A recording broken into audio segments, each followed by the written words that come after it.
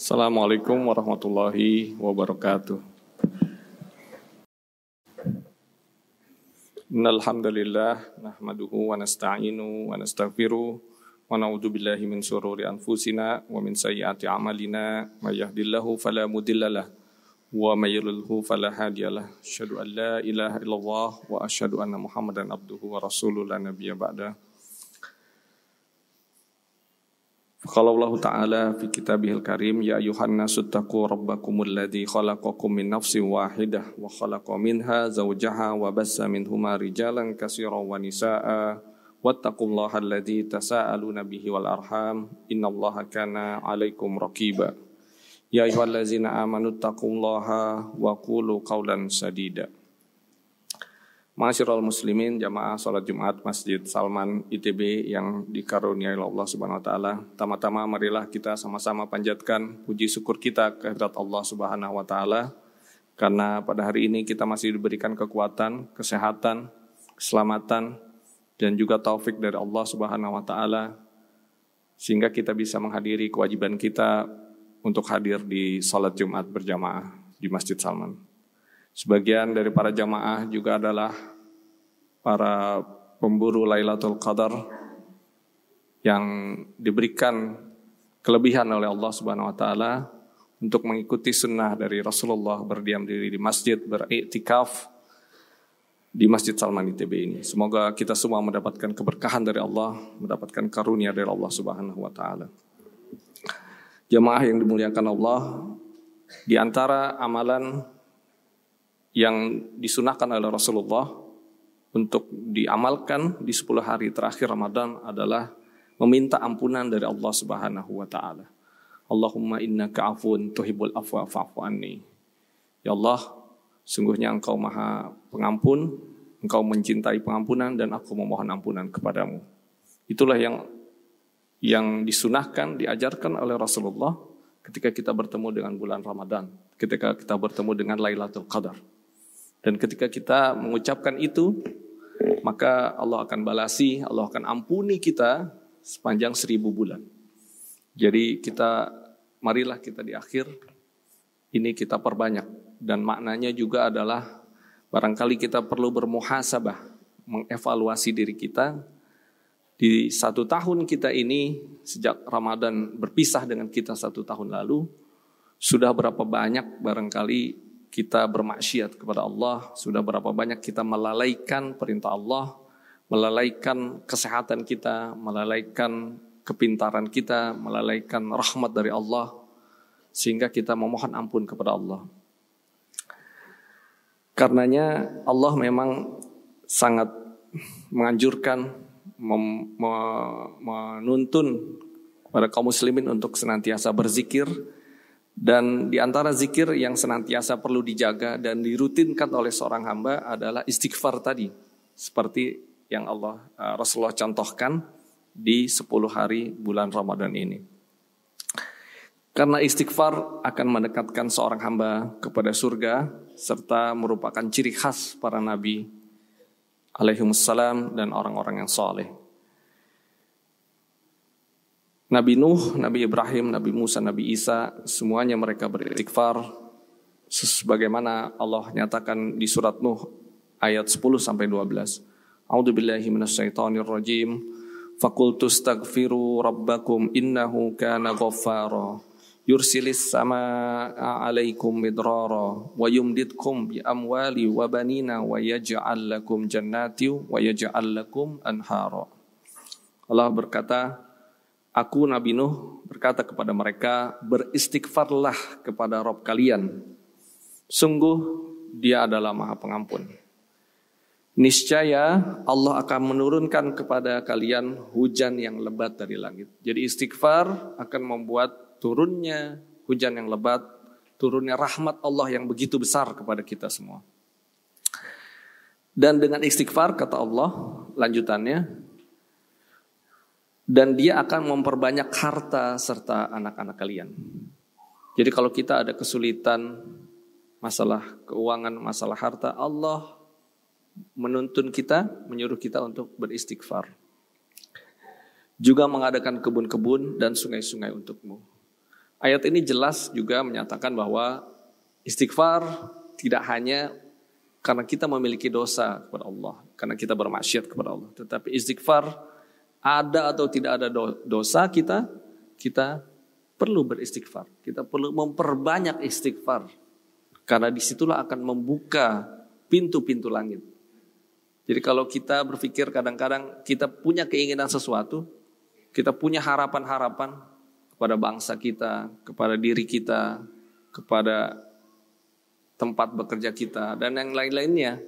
Tetapi harapan-harapan itu tidak terkabul, mungkin salah satunya adalah bahwa kita belum banyak beristighfar. Kita masih banyak hal-hal yang belum kita tunaikan dari hal-hal yang harus kita lakukan.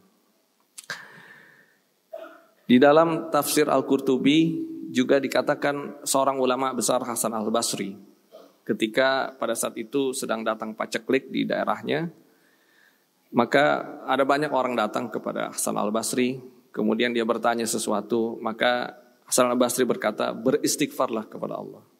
Datang lagi orang yang mengadu tentang kemiskinan, kemudian dia berkata, beristighfarlah kepada Allah. Kemudian ada lagi orang yang datang karena ingin punya anak tetapi belum dikaruniai, Hasan Al-Basri berkata, beristighfarlah kepada Allah. Ada seorang temannya Ar-Rabi bin Sahih, dia ada di situ, dia bertanya, ya Syekh, kenapa engkau semua jawabannya adalah istighfar dari seluruh permasalahan yang ada?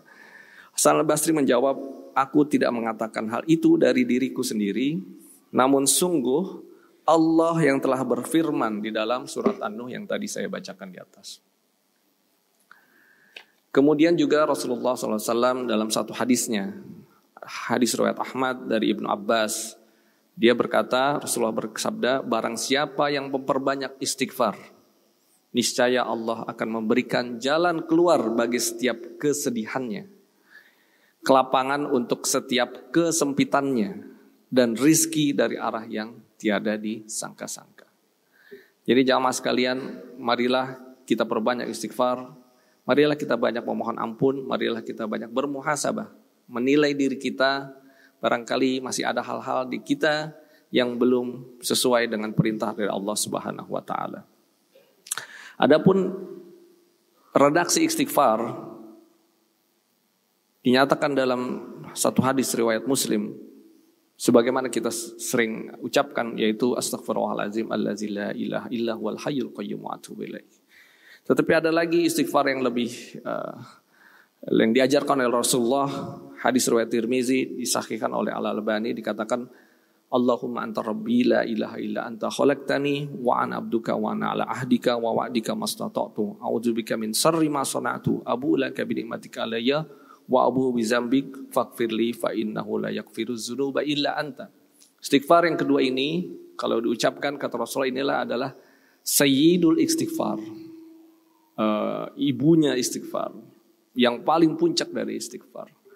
Secara khusus Rasulullah SAW berkata, barang siapa yang mengucapkan di siang hari sayyidul istighfar dengan penuh keyakinan lalu dia meninggal di sore harinya, maka ia akan dimasukkan ke dalam surga. Begitu juga bila diucapkan pada malam hari, diyakininya lalu dia meninggal di pagi hari, maka ia akan dimasukkan ke dalam surga. Jamaah salat Jumat yang dimuliakan Allah, istighfar selayaknya kita biasakan. Ini adalah amalan yang sangat ringan. Kita bisa ucapkan di mana saja, sambil menunggu Gojek, sambil menunggu sesuatu anak kita, sangat mudah. Tetapi Allah, disitulah sebenarnya kita sedang menyerahkan diri kita kepada Allah. Dan ini Allah janjikan balasan yang sangat luar biasa.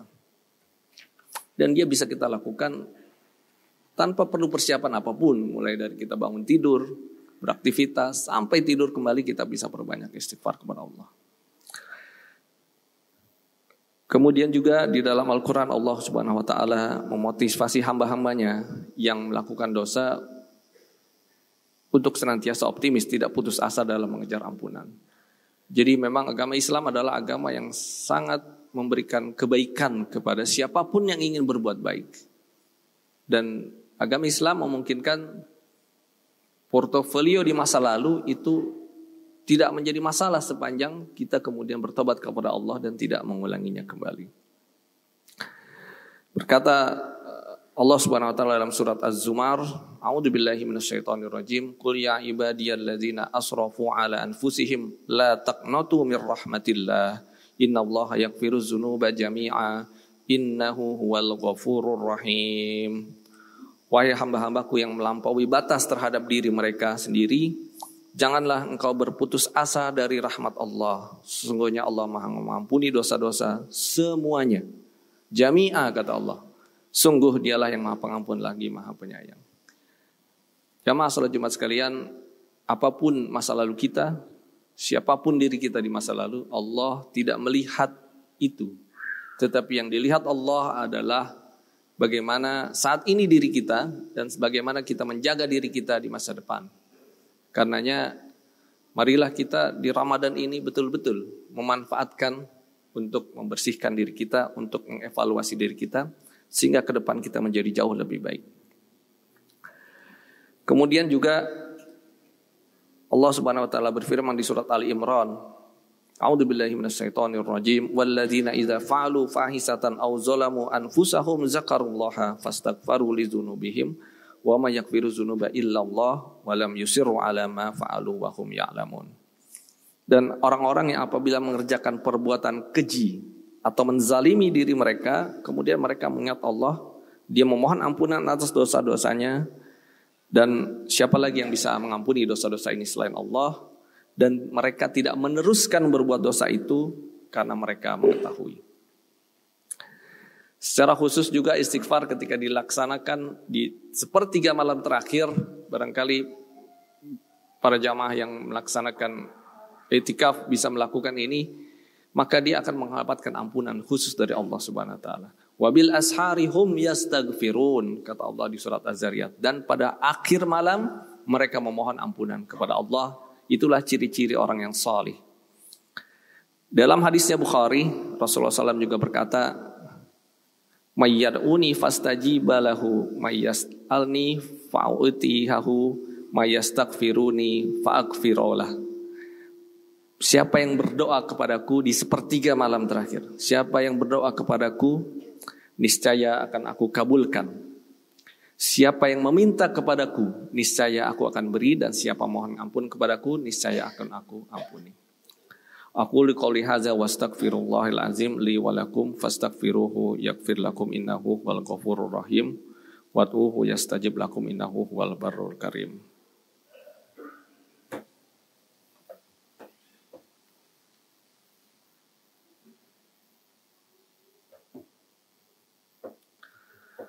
Alhamdulillahillazi nahmaduhu wa nasta'inu wa nastaghfiruh wa na'udzubillahi min syururi anfusina wa min sayyiati a'malina may yahdihillahu fala mudhillalah wa minhu fala hadiyalah.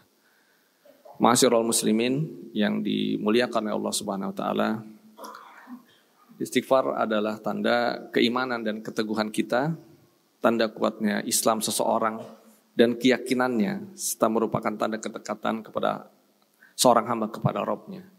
Istighfar juga berarti adalah bukti bahwa seseorang memiliki kematangan. Disitulah seharusnya lahir pemimpin-pemimpin untuk bangsa kita. Karena istighfar berarti menunjukkan seseorang itu dia senantiasa takut kepada Allah, senantiasa diawasi oleh Allah, dan dia senantiasa mengevaluasi apa yang sudah dia lakukan. Dan istighfar juga adalah bukti bahwa seseorang bukanlah orang yang sombong, bukan orang yang arogan, karena sangat mungkin dia merasa senantiasa, sangat mungkin saya berbuat salah dan saya perlu mengevaluasi apa yang saya perbuat. Itulah sebenarnya karakter kepemimpinan yang diharapkan oleh kita semua. Dalam surat An-Nisa, Allah Subhanahu wa taala berfirman, Inna anzalna ilaikal kitaba bil haqqi litahkuma bainan nasi bima araqallah wa la taqulil kha'inina khasima wastaghfirullah innallaha kana ghafurur rahim. Sungguh telah kami turunkan kitab Quran kepada Muhammad dengan membawa kebenaran agar engkau mengadili antara manusia dengan apa yang telah diajarkan Allah kepadamu, dan janganlah engkau menjadi penentang orang yang tidak bersalah karena membela orang yang berkhianat, dan mohonlah ampun kepada Allah. Sungguh Allah Maha Pengampun lagi bijaksana. Jamaah yang senantiasa mendapatkan rahmat oleh Allah Subhanahu wa taala, istighfar juga akan memberikan rahmat. Dia akan senantiasa membuat orang yang melakukannya diberikan rahmat, dijaga oleh rahmat Allah Subhanahu wa taala. Laula tastaghfirunallaha la'allakum turhamun, kata Allah di surat An-Naml ayat 46. Mengapa engkau tidak memohon ampunan kepada Allah agar engkau mendapatkan rahmat dari Allah Subhanahu wa taala? Juga istighfar ini menjadi penghalang kita dengan azab dari Allah Subhanahu wa taala. Di surat Al-Anfal ayat 33, A'udzubillahi minasyaitonirrajim. Wa ma kana Allahu liyu'azzibahum wa anta fihim wa ma kana Allahu mu'adzibahum wa hum yastaghfirun. Allah tidak akan menghukum mereka selama engkau Muhammad berada di antara mereka. Dan Allah tidak akan menghukum mereka sedang mereka masih memohon ampunan kepada Allah Subhanahu wa taala. Ada satu kisah yang menarik sebagai penutup, saya nukilkan kisah dari Imam Ahmad bin Hanbal. Imam Ahmad dalam usia yang sudah cukup tua, tiba-tiba beliau berkeinginan untuk pergi ke satu negara. Dia nggak tahu kenapa ini kok tiba-tiba saya pengen pergi ke Irak katanya. Kemudian Imam Ahmad dia pergi ke Irak. Sampainya di Irak, dia sudah malam, sudah larut, Isya, dia datang ke satu masjid. Di masjid ini dia sholat Isya. Setelah sholat Isya, dia masih belum ngerti kenapa nih saya tiba-tiba pengen ke sini. Dia sambil tunggu, dia sholat Isya selesai, dia duduk-duduk lama di dalam masjid. Kemudian dia agak ngantuk, dia tidur-tiduran.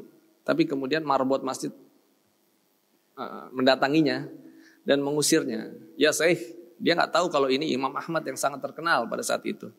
Karena mungkin zaman dulu tidak ada medsos, tidak ada foto dan sebagainya. Jadi orang nggak tahu bahwa ini adalah Imam Ahmad. Di situ juga kita bisa lihat bahwa Imam Ahmad ini orangnya humble, dia bukan orang yang pamer. Kemudian Imam Ahmad dia keluar, oh nggak boleh di sini katanya. Iya nggak boleh, di luar. Dia duduk di luar di halaman masjid. Di halaman masjid ini juga kembali dia datangi marbot ngeliatin lama kok nggak pergi-pergi. Dia khawatir nih orang tua ini mau tidur lagi di masjid, didatangin. Nggak boleh tidur di masjid. Pergi, keluar deh. Akhirnya Imam Ahmad keluar. Dia kemudian berjalan di masjid, dia sambil bingung, kemana nih saya ini katanya. Kemudian ada tukang roti di samping masjid, roti bakar mungkin kira-kira begitu. Dia datang, dia masuk ke dalam tukang roti ini. Kemudian tukang roti bilang, kenapa diusir dari masjid? Iya, nggak boleh tidur. Nanti nginap aja di rumah saya katanya. Oh begitu. Kemudian Imam Ahmad ini menunggu ada orang pembeli beberapa. Dia perhatikan tukang roti sambil bekerja, mulutnya mengucapkan sesuatu, kayak dia ngomong apa gitu. Kemudian setelah sepi, Imam Ahmad berkata, ya tukang roti, apa yang engkau ucapkan sambil kerja tadi? Oh saya beristighfar, ya Imam Ahmad. Masya Allah. Berapa lama Anda beristighfar? Saya sejak saya muda, 30 tahun lalu saya membiasakan diri beristighfar kepada Allah. Masya Allah. Kemudian Imam Ahmad bertanya, terus hasilnya gimana? Masya Allah, kata tukang roti ini, semua doa saya dikabulkan oleh Allah. Semua doa saya dikabulkan oleh Allah Subhanahu wa taala. Kecuali satu katanya. Apa itu?